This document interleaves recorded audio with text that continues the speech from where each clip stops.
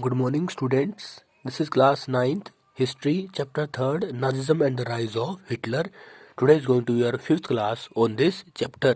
में Weimar Republic का कमज़ोर होना, वाइमर संविधान की जो आर्टिकल है 48 उसका बहुत ज़्यादा उदार होना, में पॉलिटिकल इंस्टेबिलिटी और जर्मनी के लोगों का पार्लियामेंट्री डेमोक्रेटिक सिस्टम में विश्वास कम होना, विश्व युद्ध में जर्मनी की हार और वर्साई की संधि के द्वारा जर्मनी पर थोपी गई शर्तें और समाज में अनएम्प्लॉयमेंट के कारणों ने हिटलर के उदय में सहायता दी।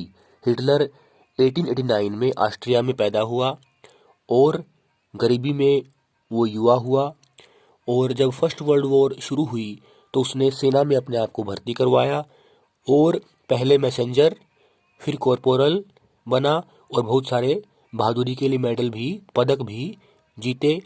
जब जर्मनी फर्स्ट वर्ल्ड वॉर में हार जाता है तो हिटलर को बहुत बुरा लगता है और वो 1989 में 1919 में जर्मन वर्कर्स पार्टी को ज्वाइन कर लेता है और बाद में इसी जर्मन वर्कर्स पार्टी का नाम बदलकर national socialist German workers party बन जाता है और इसे बाद में नाजी पार्टी कहा जाता है और इसको लीड हिटलर करता है।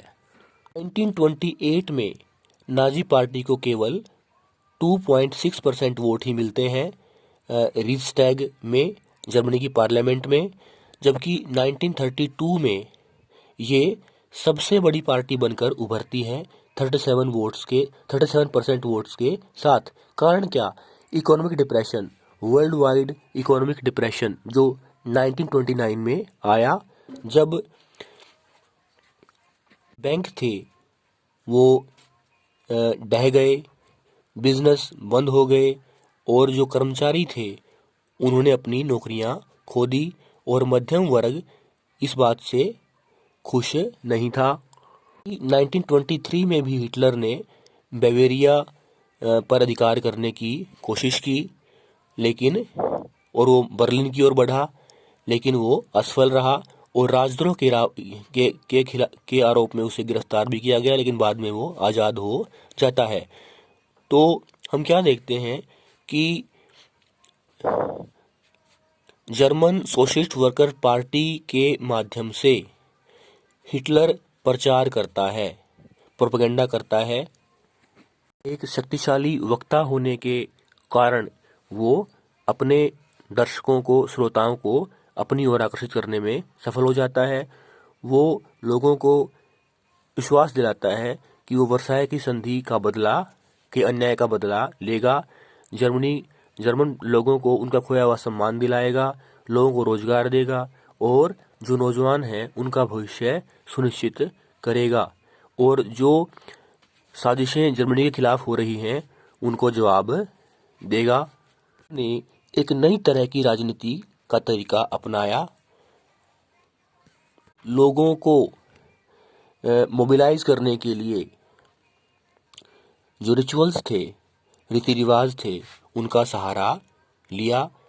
बड़ी बड़ी रैलियां और पब्लिक मीटिंग अपने समर्थन में स्थापित की, कंडक्ट की और लोगों में एकता की भावना फैलाई।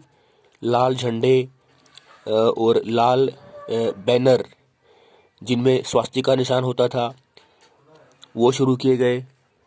हिटलर के भाषण के बाद जो नाजी सैल्यूट होता, नाजी पार्टी को जो है सैल्यूट किया जाता और फिर नारे लगाए जाते और फिर जो तालियां बजाई जाती, वो सारे प्रयास किए गए।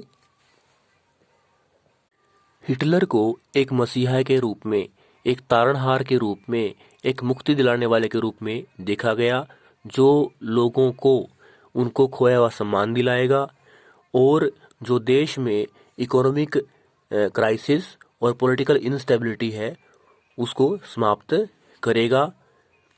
थैंक्स।